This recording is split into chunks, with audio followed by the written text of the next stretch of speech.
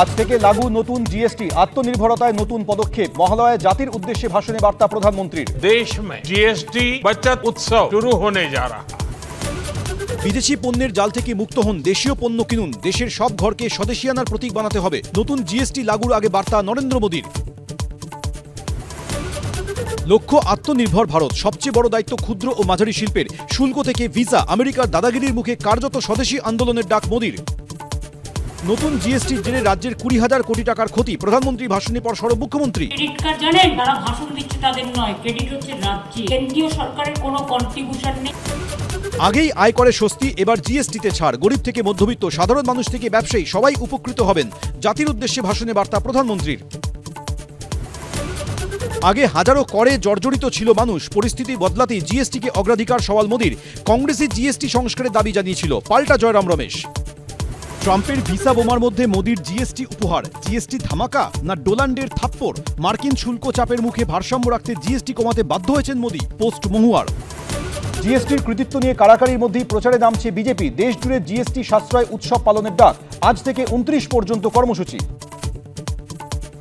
ফের পুজো উদ্বোধনে গিয়ে বাঙালি অস্মিতায় শান মুখ্যমন্ত্রীর। বাংলা ভাষায় কথা বললে অত্যাচার করে কেন?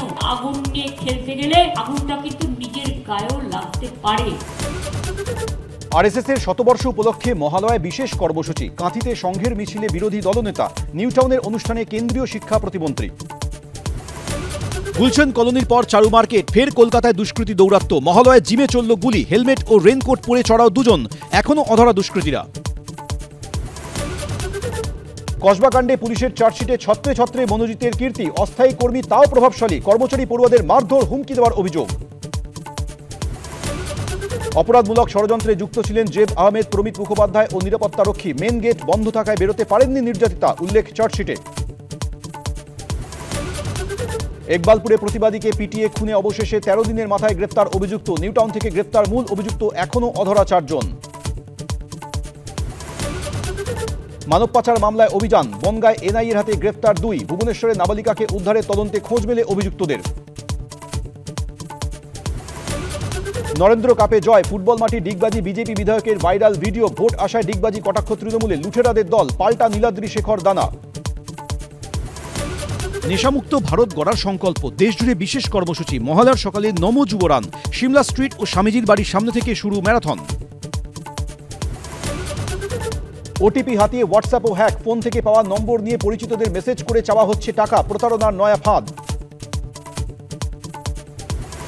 H1B ভিসায় হোয়াইট হাউসের ব্যাখ্যায় কিছুটা স্বস্তি। $1 লক্ষ ফি শুধু নতুন আবেদনের জন্য, দিতে হবে একবারই। পুরনো ভিসাধারীদের সমস্যা নেই, জানালো হোয়াইট হাউস। পুজো মুডে বাংলা, একাধিক মণ্ডপের উদ্বোধনে মুখ্যমন্ত্রী।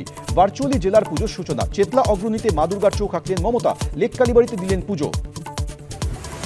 মহালয়ায় বাংলায় পোস্ট করে উৎসবের শুভেচ্ছা প্রধানমন্ত্রীর। সবার জীবন আলোকময় হোক, মা দুর্গার আশীর্বাদে আনন্দ আসুক, বার্তা মোদীর।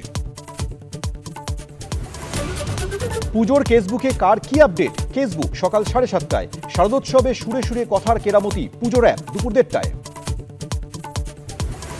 থিম ভাবনায় সেরা ম্যাজিকের খোঁজ। হাতিবাগান সর্বজনীন আর আহিরিটোলা সর্বজনীনের মণ্ডপে উপল সেনগুপ্ত। করুক মাথা থিম দিনভর।